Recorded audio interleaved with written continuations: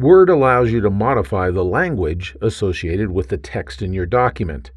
How you modify the language can affect which parts of the document the change applies to, as described in this quick tip.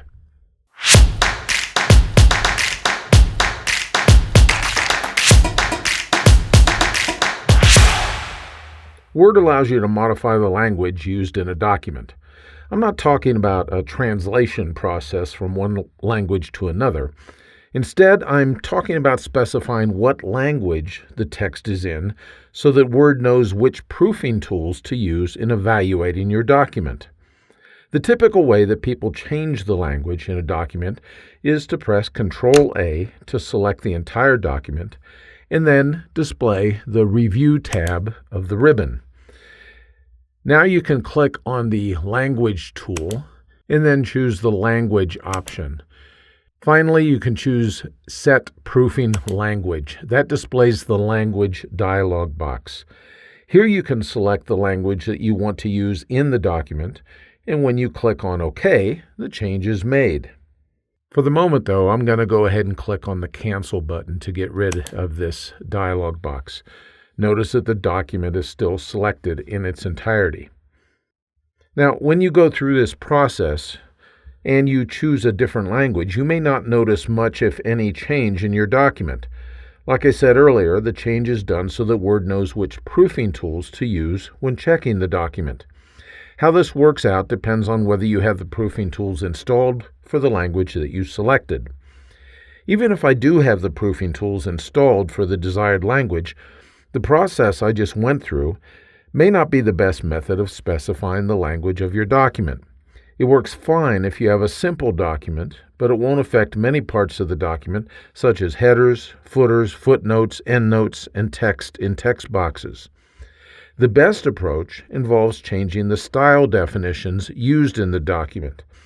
This is a better approach because Word always, whether you specifically tell it to or not, applies styles to the various pieces and parts of text that are used in the document.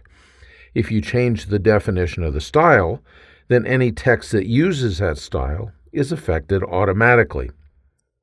I'm going to just select somewhere within this document here. It doesn't really matter where. And then I'm going to go over to the Home tab of the ribbon, and I'm going to choose this little icon at the bottom right of the Styles group. That displays the Styles task pane at the right side of the screen. This task pane, as you can see, shows a list of styles that are available within the document. Let's say that I want to, we're going to change the normal style right down here. All I have to do is hover over the style name and notice that there's a drop-down arrow that appears at the right side of that style name. If I choose that drop-down arrow, I can then select Modify, which displays the Modify Style dialog box. This dialog box is used to modify everything related to the style. To modify the language associated with the style, I click on the Format button, and then I choose Language. That displays the Language dialog box. And this is almost exactly the same as the one that we looked at earlier.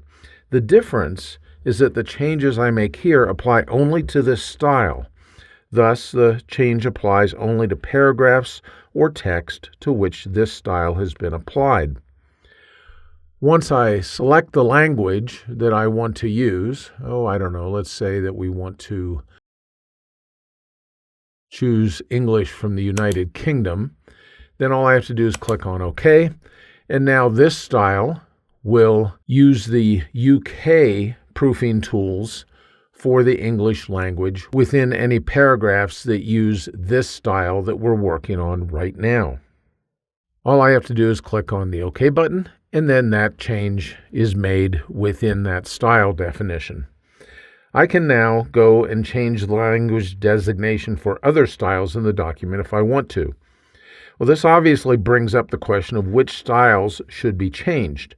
The simple answer is that you should change any styles that may be used within your document.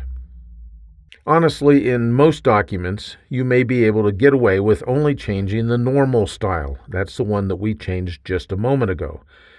That works because most, if not all, of the other defined styles are based on the normal style. Thus, any changes you make to the normal style cascade to other styles that are based upon it.